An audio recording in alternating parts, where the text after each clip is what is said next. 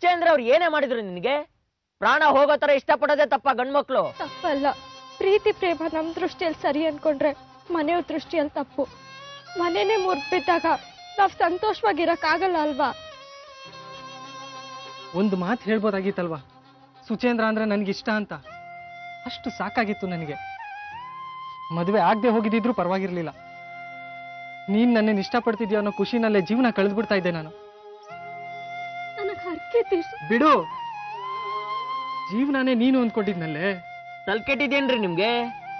ವ್ಯವಹಾರದಲ್ಲಿ ನೋಡೋರ್ಗೆ ಪ್ರೀತಿ ಅದ್ರ ಭಾವ ಎಲ್ಲ ಅರ್ಥ ಆಗತ್ತೆ. ಅವ್ರಿಗೆ ಅವ್ರ ಲೆಕ್ಕಾಚಾರನೇ ಮುಖ್ಯ ಆಗತ್ತೆ. ಬನ್ನಿ, ಸಾಕು ಇವಳು ಸವಾಸ. ಬರ್ತೀನಿ. ದೊಡ್ಡ ನಮಸ್ಕಾರ ಮಹಾತಾಯಿ.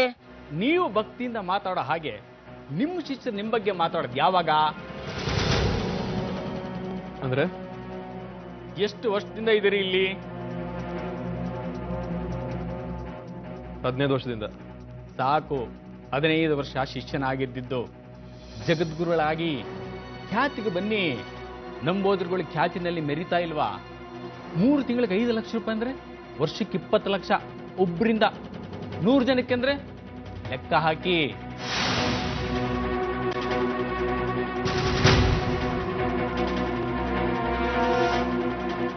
ಆ ಶಂಖ ಲೋಕ ಕಲ್ಯಾಣಕ್ಕಾಗಿ ಬಳಕೆ ಆಗಬೇಕು ಅಂತ ಅನ್ನೋದು ಜಗನ್ಮಾತೆ ಇಚ್ಛೆ. ಜಗನ್ಮಾತೆಯ ಇಚ್ಛೆಯನ್ನು ಮೀರುವ ಶಕ್ತಿ ಯಾರಿಗೂ ಇಲ್ಲ. ಮೀರೋದಕ್ಕೆ ಪ್ರಯತ್ನ ಪಟ್ಟರೆ ಅನರ್ಥಗಳಾಗತ್ತೆ. ಮಾತು ಕೊಟ್ಟಿದ್ದೀರಿ, ಅದರಂತೆ ನಡ್ಕೊಳ್ಳಿ. ನಾನು ನನ್ನ ತಾತ ಮಾರ್ತಾಂಡರವರಿಗೆ ಮಾತು ಕೊಟ್ಟಿದ್ದೀನಿ, ಅದರಂತೆ ನಡ್ಕೋತಿದ್ದೀನಿ.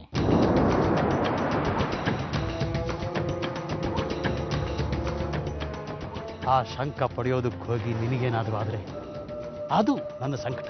ಹಣೆ ಬರಹ ಇದ್ದಂಗೆ ಆಗಲಿ ಬಿಡಿ. ಮಾಡು ಇಲ್ಲವೇ ಮಾಡಿ. ಬೇಕು ನನಗೆ 9 ವರಗಳಿರೋ ಶಂಖ. ದುಃಖದ ವಿಚಾರದಲ್ಲಿ ರಕ್ತಪಾತಗಳು ಆಗ್ಕೂಡ್ದು ಅಂತ ನೀವಂದಿದ್ರಿ. ನಾನು ಹಾಗೆ ನಡ್ಕೊಂಡಿದ್ದೀನಿ. ಆದ್ರೂ ದೇವಿ ಹತ್ರ ಇರೋ ಶಂಖ ನನಗೆ ದಕ್ತಿಲ್ಲ. ಯಾಕೆ? ನಿಶ್ಚಿತಾರ್ಥ ಮುರಿದು ಬೀಳೋಕೆ ಅವರಪ್ಪ ಸದಾಶಿವಯ್ಯ ಕಾರಣ. ಆದ್ರೆ ಪಾಪ ತಾತ್ಸಾರ ಶಿಕ್ಷೆ ದೇವಿಗೆ. ಸುಮ್ನಿರಿ. ನಿಶ್ಚಿತಾರ್ಥ ದಿನ ಹೇಳ್ಬೋದಾಯ್ತಲ್ವಾ, ಸುಚೇಂದ್ರನ್ ಕಂಡ್ರೆ ನನ್ಗಿಷ್ಟ ಅಂತ. ಯಾವುದೇ ಹೆಣ್ಮಗುಗಾದ್ರೂ ತಂದೆ ತಾಯಿಗಳನ್ನ ಎದುರಾಕೊಂಡು ಪ್ರೀತಿ ಅನ್ನಕ್ಕೆ ಮನ್ಸಲ್ಲಿ ಹಿಂಜರಿಕೆ ಕಣ. ಪಾಪ ದೇವಿ ಇನ್ನೂ ಚಿಕ್ಕವಳು. ಸೌಮ್ಯ ಧೈರ್ಯ ಸಾಲದು. ಪೇಟೆ ಹುಡುಗಿರ್ತಾರ ಅಲ್ಲ ಕಣವಳು. ಆದ್ರೆ ಅವಳು ಅವ್ರ ಅಪ್ಪಂತರ. ನಿಮ್ ತಂದೆ ಸದಾಶಿವನ ಹತ್ರ ಕ್ಷಮೆ ಕೇಳೋದಷ್ಟೇ ಮುಖ್ಯ ಆಗಿತ್ತು ಅವಳಿಗೆ. ಪ್ರೀತಿ ಡ್ರಾಮಾ ಆಗೋಯ್ತು. ಆದ್ರೆ ನಂದು ನಾಟಕ ಅಲ್ಲ, ವ್ಯವಹಾರ ಅಲ್ಲ. ಹಾಗೆ ಹೇಳ್ಬೇಡ. ವ್ಯವಹಾರದಲ್ಲಿ ಯಾರು ಬದುಕಬಾರ್ದು. ಸತ್ಯ, ಪ್ರೀತಿ, ವಿಶ್ವಾಸ ಬದುಕನ್ನ ಸಂಭಾಳಿಸ್ಕೊಂಡು ಹೋಗುತ್ತೆ. ಹೀಗಂತ ಭಗತ್ ಸಿಂಗ್ ಒಂದ್ ಕಡೆ ಹೇಳಿದ್ದಾರೆ.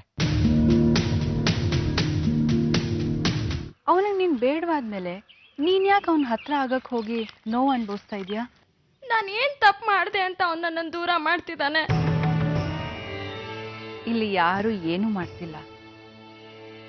ಎಲ್ರೂ ನೆಪ. ಆಡಿಸ್ತಾ ಇರೋದು ವಿಧಿ. ಅಂದ್ರೆ ಸದಾನಂದ ಅಣ್ಣಂಗೆ ನನ್ ಮೇಲಿರೋ ಕೋಪ ಹೋಗಲ್ವಾ? ನಮ್ಮನೆಗೆ ಯಾವತ್ತೂ ಬರಲ್ವಾ? ನಮ್ ಜೊತೆ ಇರಲ್ವಾ ಅಮ್ಮ? ತುಂಬಾ ಕಷ್ಟ ಆಗತ್ತೆ ಸದಾನಂದ ಅಣ್ಣನ್ ಬಿಟ್ಟಿರಕ್ಕೆ. ಕಾಲಚಕ್ರದಲ್ಲಿ ಎಲ್ಲದಕ್ಕೂ ಪರಿಹಾರ, ಉತ್ತರಗಳಿವೆ.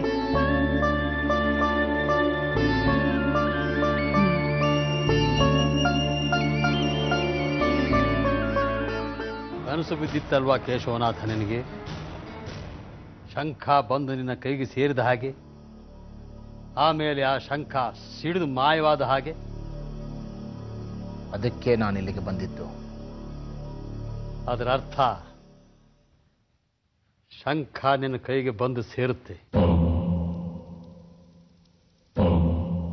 ಜೊತೆಗೆ ಸಂಕಷ್ಟಗಳು ಕೂಡ. 9 ವರಗಳಿರೋ ಶಂಖ ಕೈಗೆ ಸೇರಿದ್ರೆ ಯಾವ ಸಂಕಷ್ಟ ಯಾವಾಗ ಸಿಗತ್ತೆ ಹೇಳಿ? ಸತ್ಯ ಹೇಳಬೇಕು ನೀವೀ ಸಾರ್ಥಿ, ಇಲ್ದಿದ್ರೆ ಯುದ್ಧ. ಸಿಗುತ್ತೆ ಹೋಗು ನಿನಗೆ 9 ವರಗಳಿರೋ ಶಂಖ ಈ ಹುಣ್ಣಿಮೆಯ ದಿನ.